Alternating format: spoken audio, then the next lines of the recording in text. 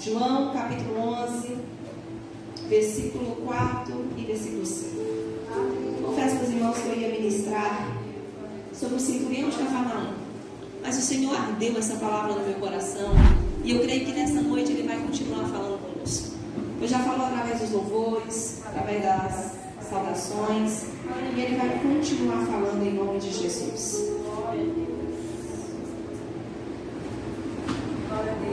Amém? A palavra do Senhor diz assim: e Jesus, ouvindo isso, disse: esta enfermidade não é para a morte, mas para a glória de Deus, para que o Filho de Deus seja glorificado por ela. Ora, Jesus amava a Marta e a sua irmã e a Lázaro. Pode sentar louvando e bendizendo o nome do Senhor. Nós estamos diante de um cenário a qual uma família está completamente desesperada. Uma família está vivendo um dia difícil, um dia mau. A enfermidade bate sobre a porta daquela família e com a enfermidade vem o desespero, vem a aflição.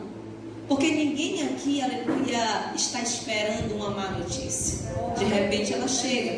É um diagnóstico sombrio. É uma notícia que um ente querido morreu, ou que houve um acidente, ou que houve alguma fatalidade, e de repente somos surpreendidos.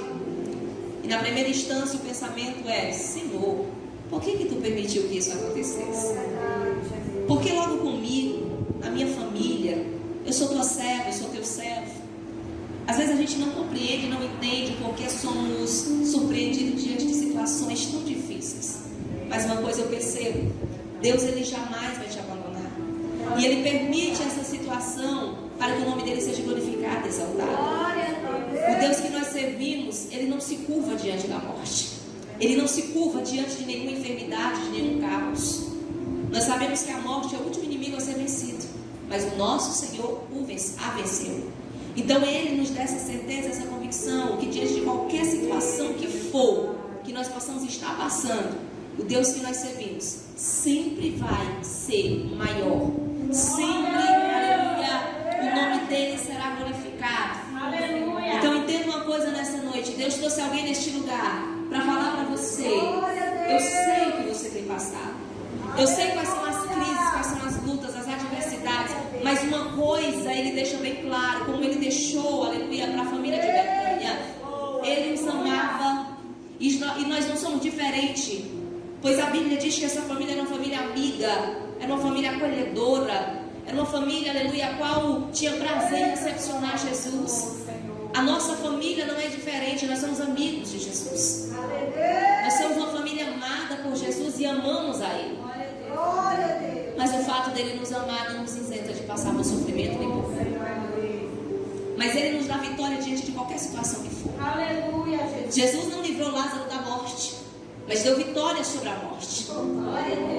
Talvez nessa noite você veio aqui em busca de uma resposta. Por que o Senhor não livrou? Por que o Senhor não fechou a cova? Por que o Senhor não curou? Mas perceba, aleluia, que Jesus, Ele jamais será derrotado por qualquer situação que for.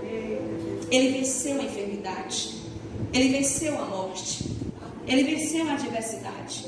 E nessa noite Ele nos dá convicção e certeza desse poder soberano dEle.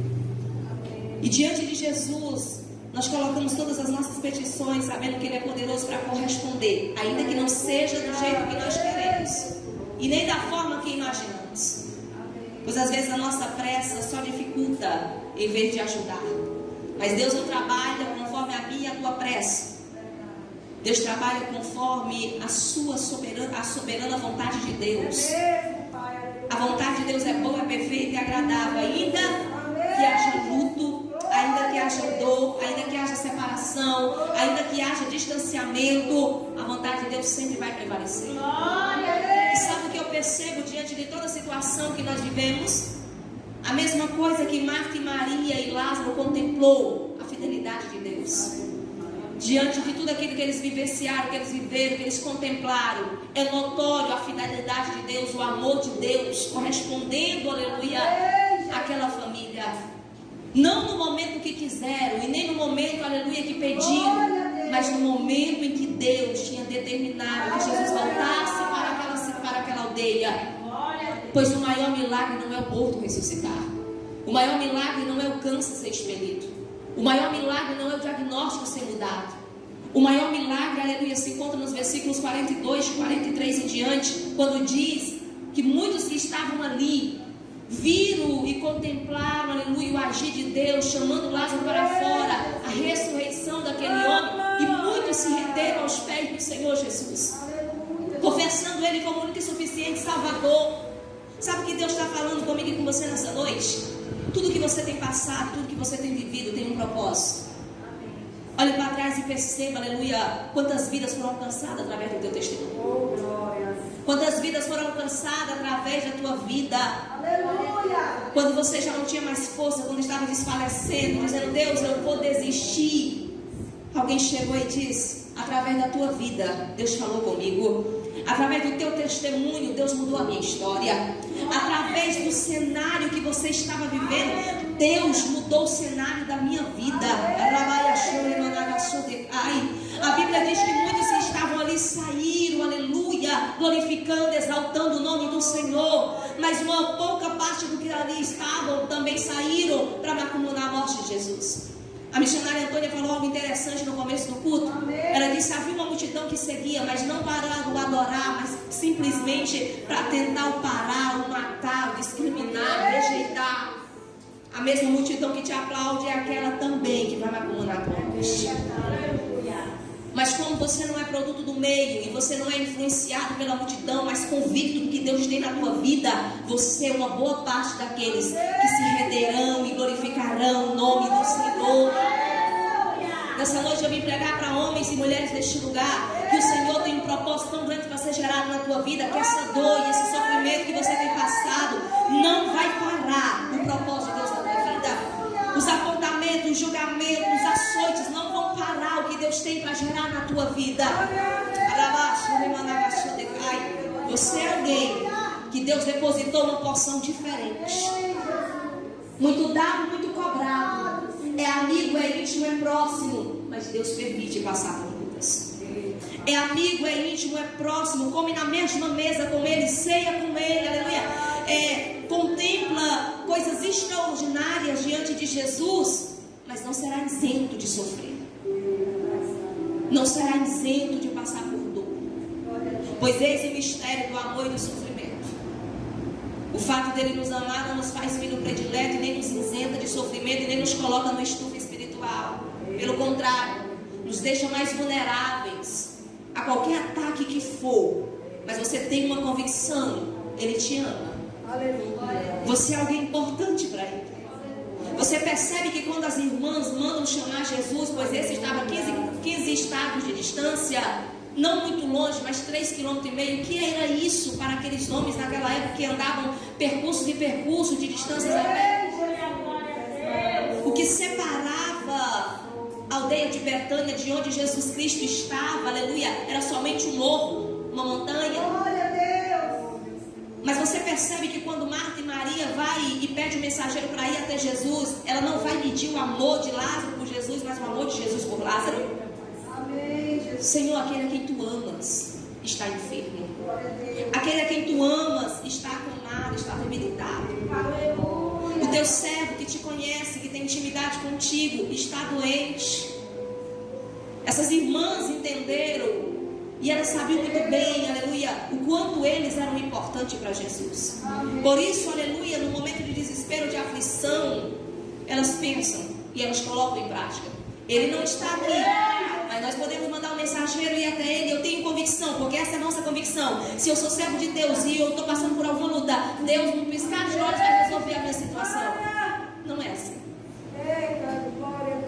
Deus não trabalha conforme a nossa pressa. Às vezes nós nos atropelamos, não conseguimos esperar. A gente traz consequências de decisões não tomadas sobre a nossa vida que acabam nos vitimando. Mas aquele que espera no Senhor, confiando que o melhor vem dele, automaticamente não será frustrado, não será decepcionado. Pois eu nunca ouvi falar que Jesus decepciona alguém. Eu nunca ouvi falar, aleluia, que Deus tem prazer no teu sofrimento ou na tua dor. Não. Ele permite sofrer. Mas isso não quer dizer que o pai está se regozijando diante da tua dor. Isso não quer dizer que o pai está, aleluia, amando te ver sofrer.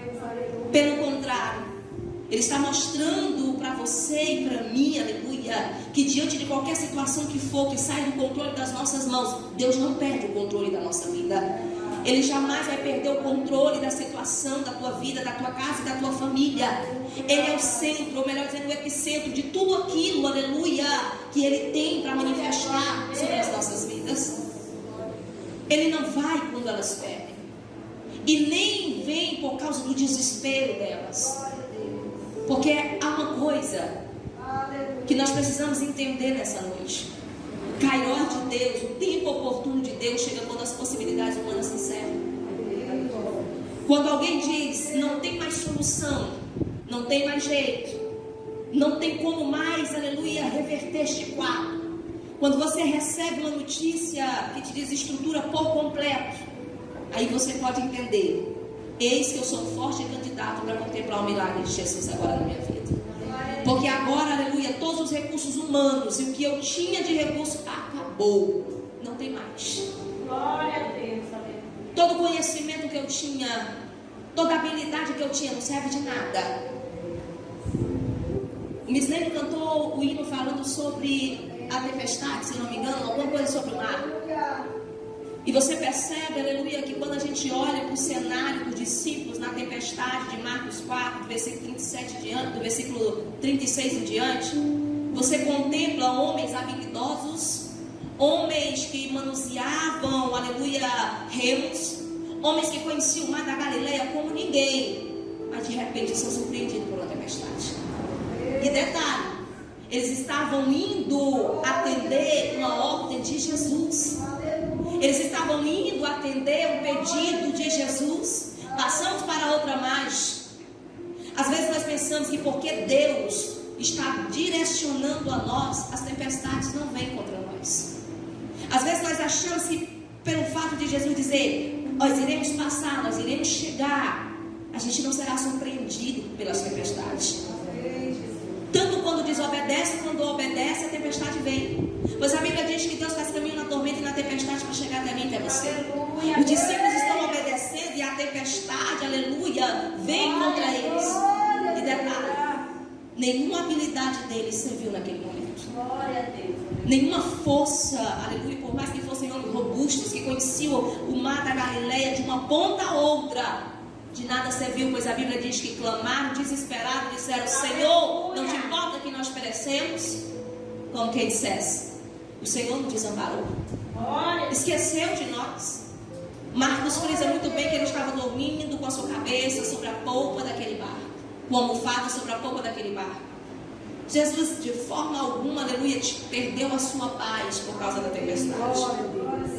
E nesse cenário eu percebo que Ele quer que eu e você também não percamos a nossa paz diante de nenhuma situação que sai do controle das nossas vidas. Porque a paz que está dentro de mim e de você é a paz que excede todo entendimento. É a paz que a enfermidade não pode roubar. É a paz que o mundo lá fora não conhece e não pode te roubar. É a paz que a crise financeira não pode te roubar. É a paz que a morte não pode te roubar. Porque nós temos convicção que se nós somos nova criatura e com Cristo estamos, a morte não será um inimigo para nós. A morte não terá a última palavra sobre a nossa vida. É só um passaporte para eu e você estarmos no gozo do Senhor. Cada um de nós iremos passar pela morte para chegarmos, aleluia, na eternidade de uma vida eterna. Então a morte não é para você temê-la. A morte não é para te paralisar. Pelo contrário, nascemos, crescemos, desenvolvemos e um dia vamos morrer.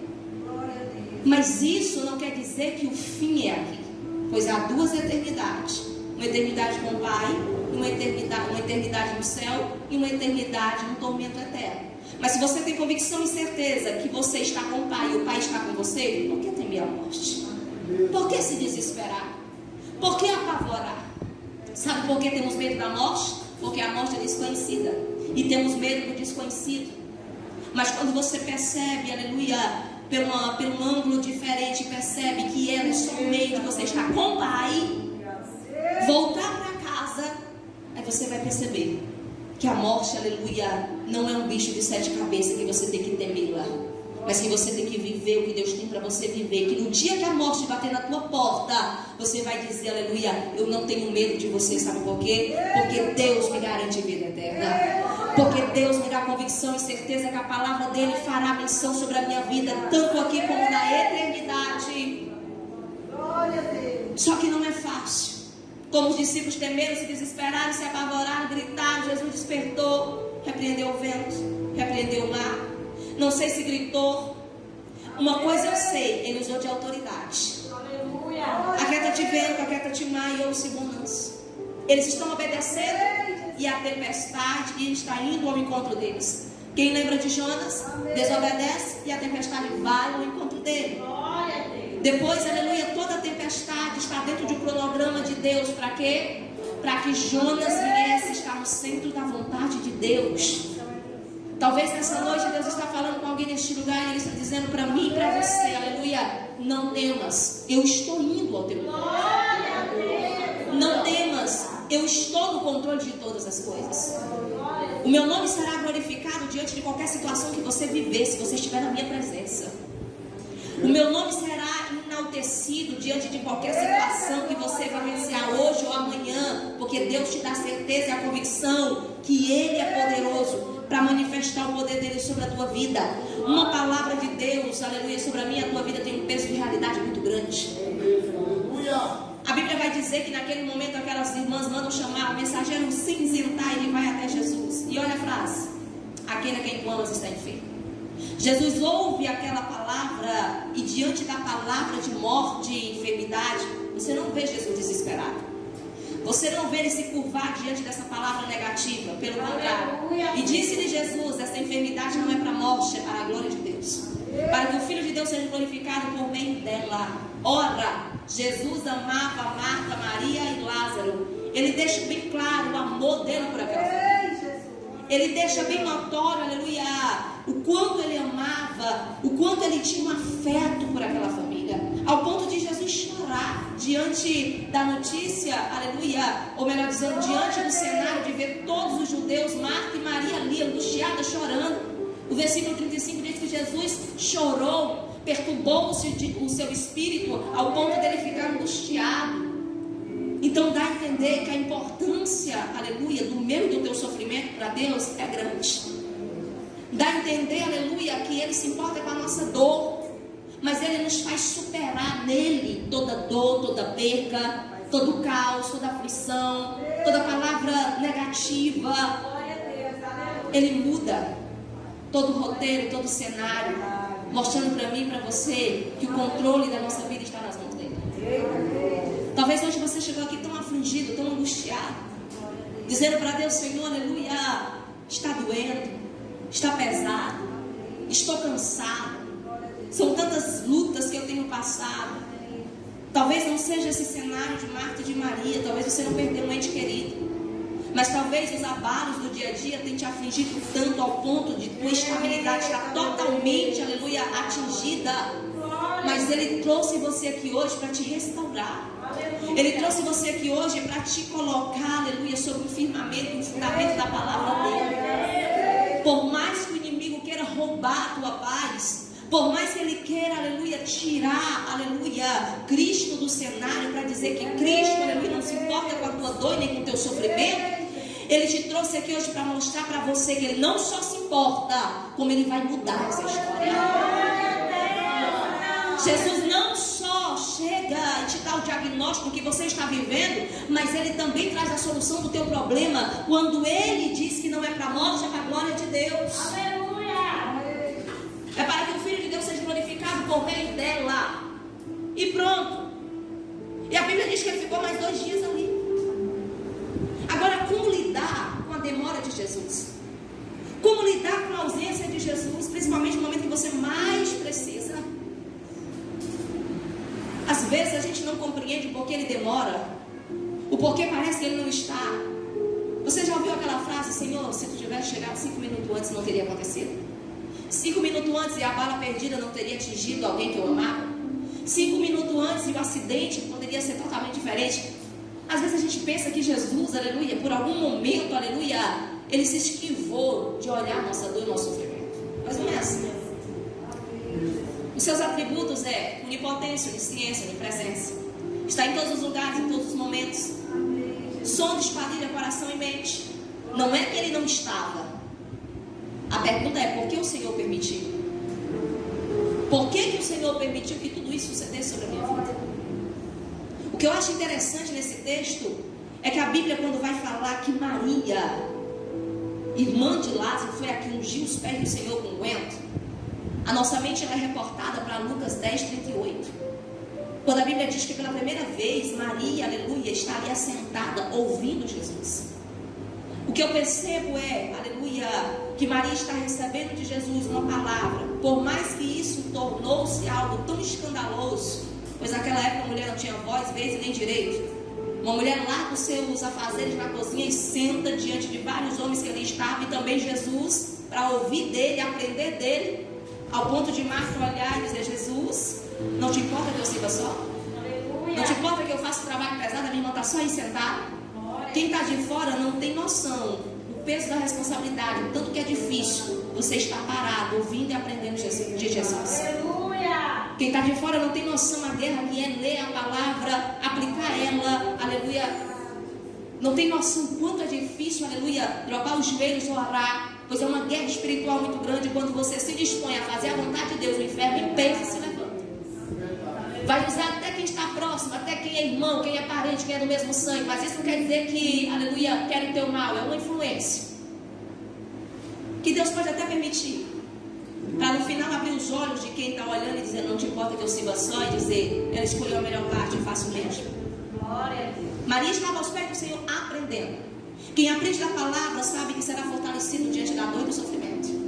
Quem aprende da palavra de Deus sabe que essa palavra é alicerce, que essa palavra é sustentabilidade no momento da dor, de qualquer situação que for.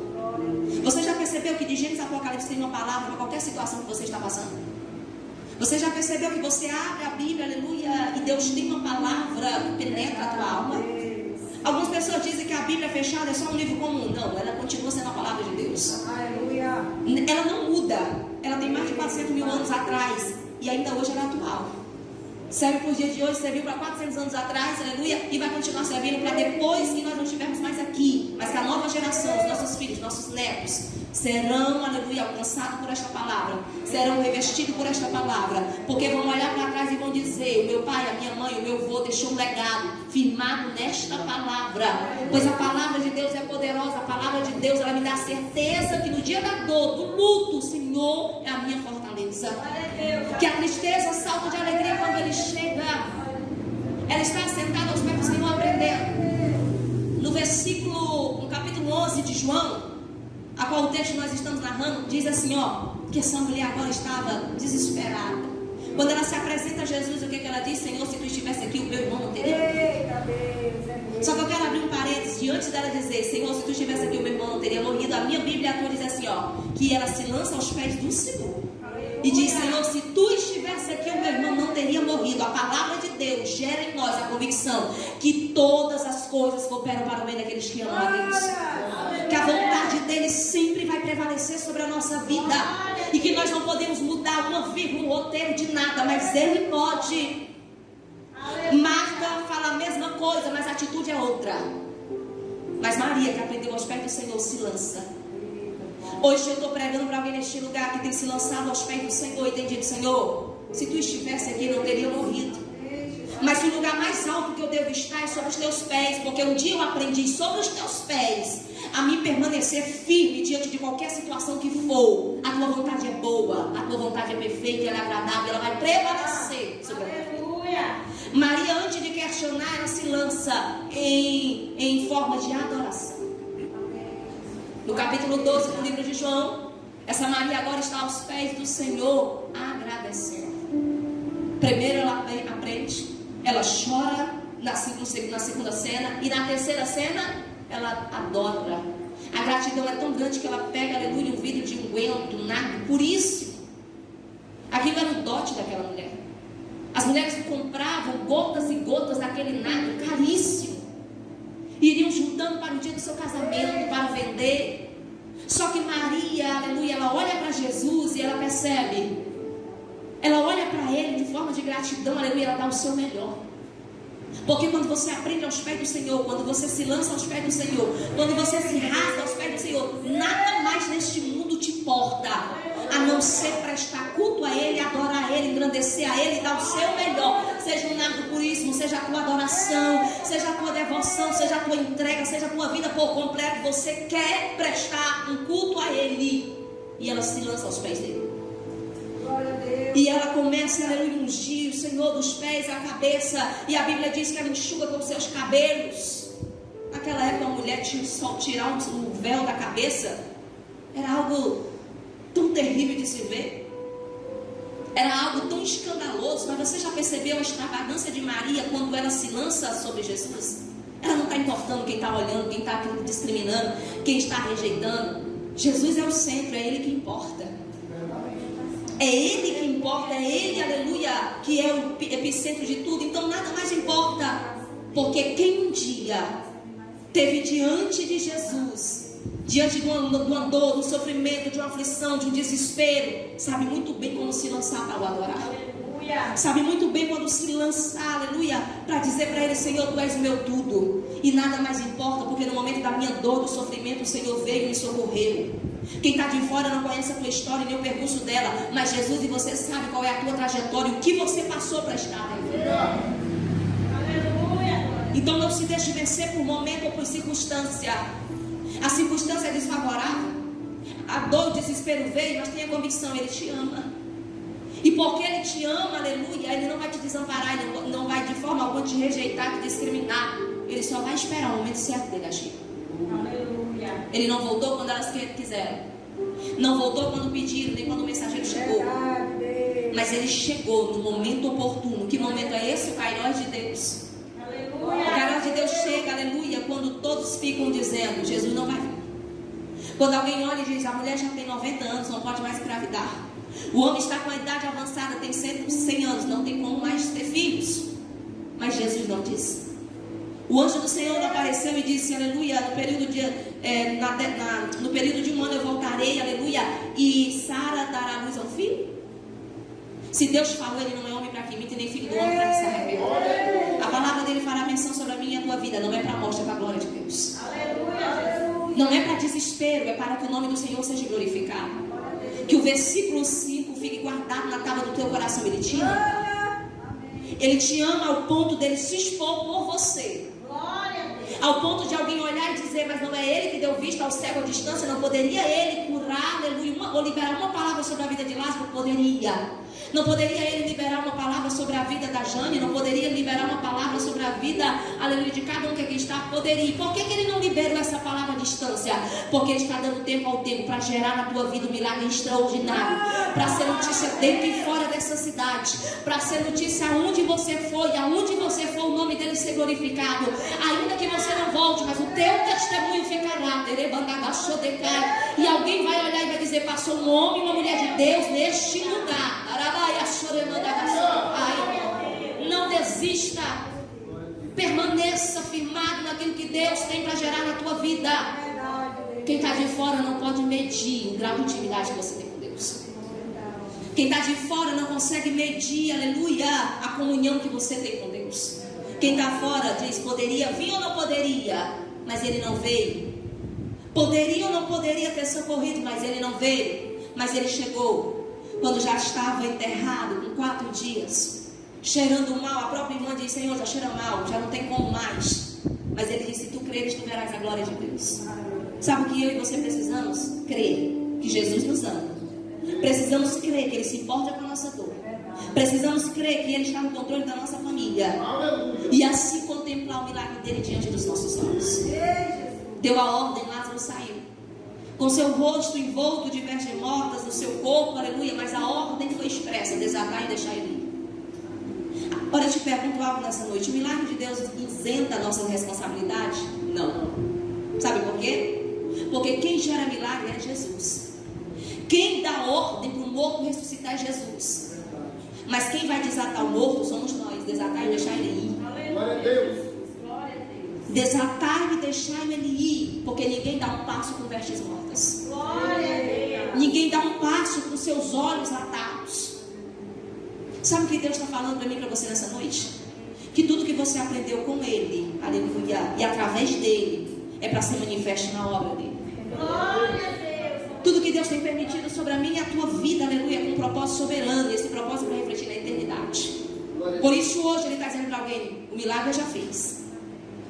É notório que eu tenho gerado na tua vida. Agora desatar e deixar ir, para que você veja, aleluia, essa obra progredindo, crescendo.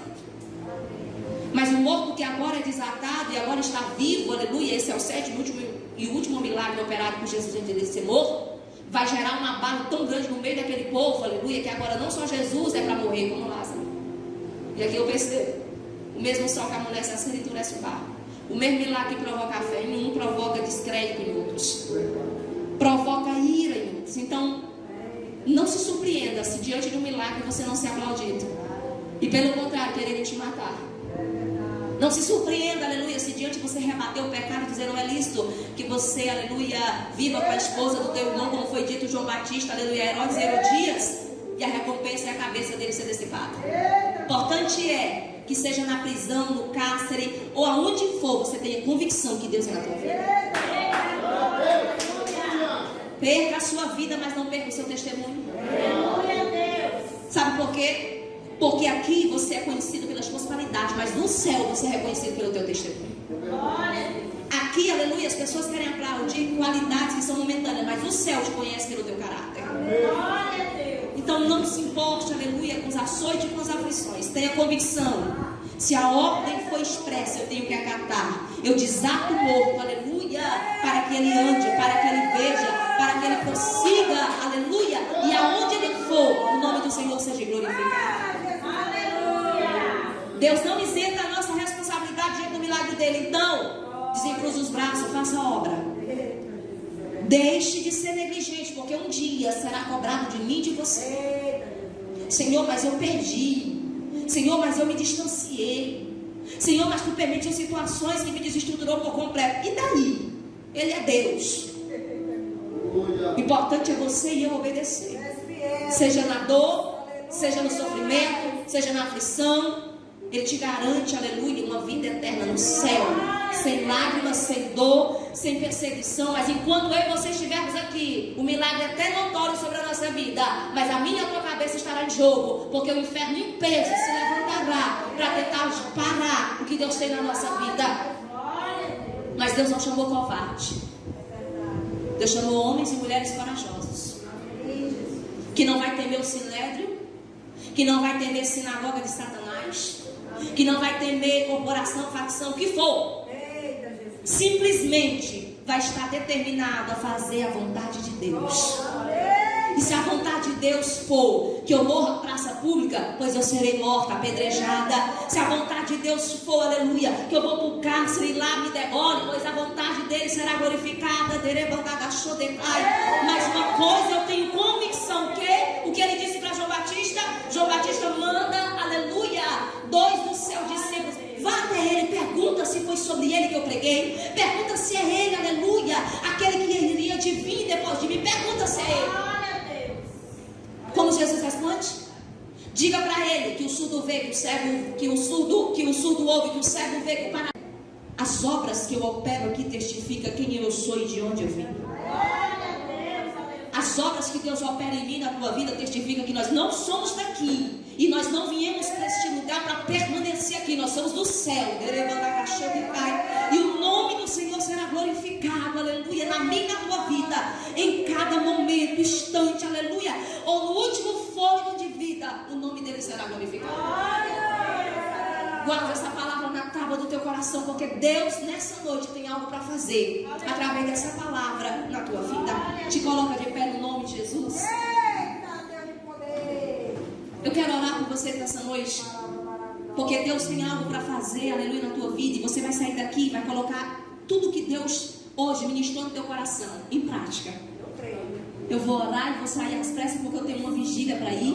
Mas eu quero dizer para vocês que a palavra de Deus foi pregada e ela não volta vazia. Vamos orar nessa noite? Soberano Deus e Pai, Deus de maravilha, Deus de poder. Nós te rendemos graças porque somente o Senhor é Deus, digno de louvor e adoração. Opera em nós segundo a tua vontade, cumpre em nós a tua palavra. Nessa noite eu preguei para homens e mulheres, meu Deus, cheio do teu Espírito, que por mais que tenham passado lutas, adversidades, eles têm convicção, Senhor, que o teu nome será glorificado diante de qualquer situação que eles possam viver ou passar. Abençoa o teu povo, a tua igreja. Prepara homens e mulheres, Senhor, para marchar nessa terra e para trazer a diferença. Deus, que tu possa trazer sobre o teu povo, Senhor, a essência do teu Espírito a cada dia, com ousadia e coragem. Abençoa os teus servos que estão na frente desta obra. Abençoa o rebanho. Toma nas tuas mãos e glorifica o teu santo nome neste bairro, dentro desta cidade. E que aonde esses homens e essas mulheres colocar a planta dos pés, demônios sejam expelidos. Toda potestade caia por terra. Todo demônio de suicídio seja dissipado, destruído. Todo lecaia seja dissipado nesta noite. Oh, nosso Espírito Santo, que essa graça, que essa autoridade continue sobre nós, mediante o teu santo e poderoso nome, e glorifica o teu nome sobre a nossa vida. É isso que eu te peço encarecidamente. Amém. Eu agradeço a oportunidade, meu Jesus. Aleluia.